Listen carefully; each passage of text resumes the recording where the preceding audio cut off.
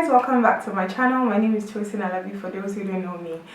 Today I'm going to be doing a video about friendships. I got a mail from someone, one of my lovely blog readers. Her name should be here, and she was telling me how she liked to make new friends and she did not know how to, and the friends that she had, they were childish, they didn't have the same goals as she did, so she was struggling making friends. And I just thought, in the past I made a video about this, but I think I lost the footage, and I was talking about how to make godly friendships, as you can see from the title of this video. So if you'd like to know more, definitely keep watching video. Okay, let's start with friendships. Why do you need friends? Why do you want to make friends and all that good stuff? First of all, as humans, like the way we've been designed by God, we're made to be social beings. We're made to be people that relate to other people. We're made to people that we're not isolated beings. So that's why we want to make friends. That's why we can speak. That's why we have the senses. You can see, you can feel. You know, that's how God has made us. That's why maybe when someone is an introvert or when someone is a loner, you think the person is weird, because that's not how we're created to be. So the first reasons why you need friends, just from a human perspective, is just so that you're not in isolation. You have someone you can lean on. You have people that just encourage you, develop your social skills, talking, communication, and all that good stuff.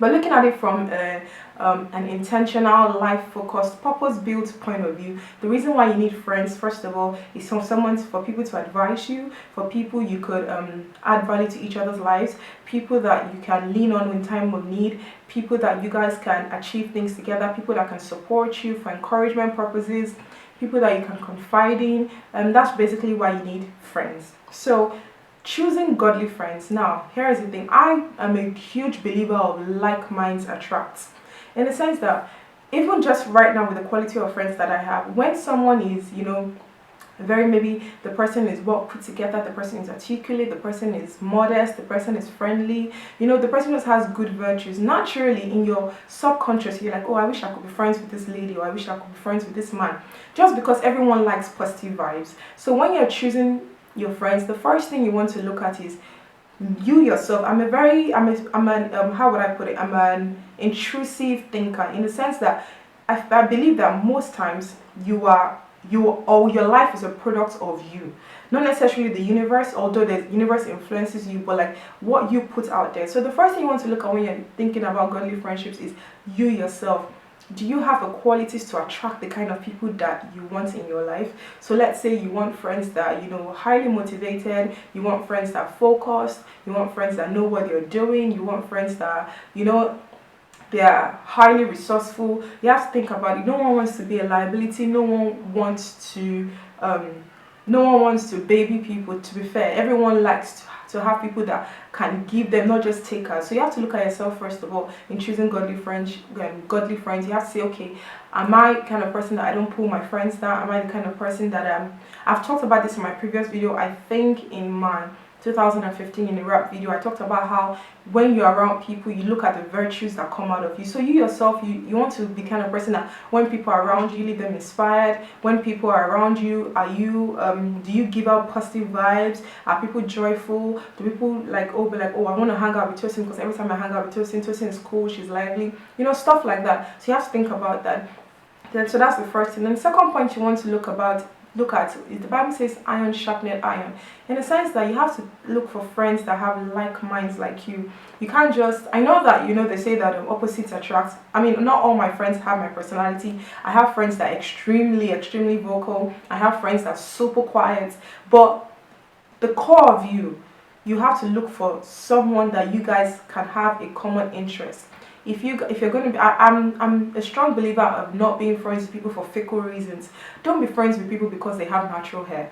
Don't be friends with people because you know, you guys like fashion together. Don't be friends with people because you want to be a doctor and the person who is also a doctor. Those are fickle reasons, because you're loving them based on outside things. Now, those can be your common interests, but don't let your friendship be dependent on what that person is about or the interest that the person has, in the sense that, like, when you're friends with people because of those reasons, I mean, it doesn't make the friendship go tighter. So when the person relaxes their hair, or when the person is no longer natural, are you going to stop being friends with that person? So you have to think about that as well. Look for someone that has common interests with you, and I think like good interests that last a long time obviously I'm going to say it's God. There's no other way. Like people that maybe they have minds focused on God. My channel is a Christian channel. My channel is a motivational channel, so definitely everything I'm going to talk about is definitely going to somehow be attached to the gospel of Christ. So definitely, so with that being said, make sure that you have friends that maybe like their eyes are focused on God,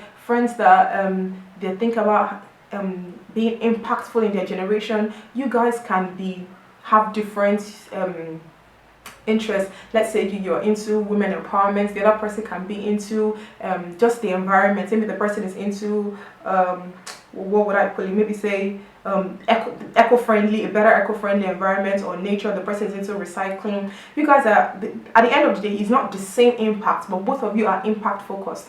So that will help you. Make sure you guys have common interests. That's the second point I'm going to talk about.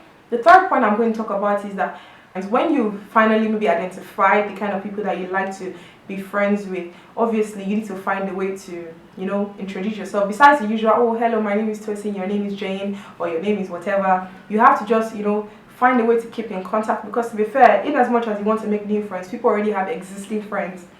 So why would I want to stop talking to my best friend or my best friends and be friends with you? Simple. You just carry the person along. You guys, as I said, going back to having the same interest, you guys, you need to be invested in that person's life. You need to share things with the person. Another thing I learned is also last year was that people like to talk about themselves. People like people that listen to them. So if you come and meet me and you're telling me, oh, and I begin to ask you questions, that's a way I can get your attention. So be genuinely interested in the person's life. Be genuinely interested in the person's growth. Don't just be friends like, oh, we're the christiansisters.com. No, don't do that. That's even quite ungodly. So make sure that's carnal. That's a carnal way to think. So make sure that you're genuinely interested in the person. Don't just say, oh, she's my friend because she's a born-again Christian. No, do you know her name? Do you know her? Of course you know her name. Do you know like things about her? Do you know her siblings? Do you pray for her? Do you know what she's struggling with? Do you know the areas of growth? Do you see articles and sent about, oh, I remember Tosin, you were trying to find out how to ship stuff into Nigeria. Here's this company. You know, genuinely, intentionally being interested in the person's welfare. So that's another thing you want to think about. You want to not just, you know, make godly friends. You want to be invested in their lives. I've talked about you yourself being a godly person. I've talked about having similar interests with the person, e.g. spirituality, impact, purpose. I've talked about also being genuinely interested in that person's welfare. So I'm going to talk about now maintaining that friendship. So now that you've maybe finally found your way into the person's heart, I don't want to say find your way to the person's heart, but you get my drift. How do you keep that friendship alive? How do you make sure your friendship is void of envy? Your friendship is void of pettiness. Your friendship is void of arguments. Although I know that humans, naturally, the way we are designed by God, human beings will have different interests, so definitely, and different opinions, so definitely there'll be conflicts. But there's some things I want you to look at, like even when maybe say you're trying to criticize your friend for something that she did, or you guys don't agree on the same issue, wisdom is profitable to direct. There's a way to agree that both of you disagree. Like you can actually agree to disagree. We don't need to have the same opinion.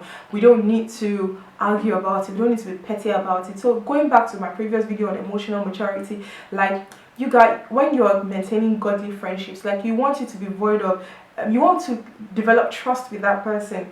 You want the person to be able to trust you. I want to know that if Hannah tells me these things about her, she knows that it's not going to go beyond both of us. So you have to be careful when you're building godly friendships. You don't want to be a chatterbox. You don't want to be someone that when someone tells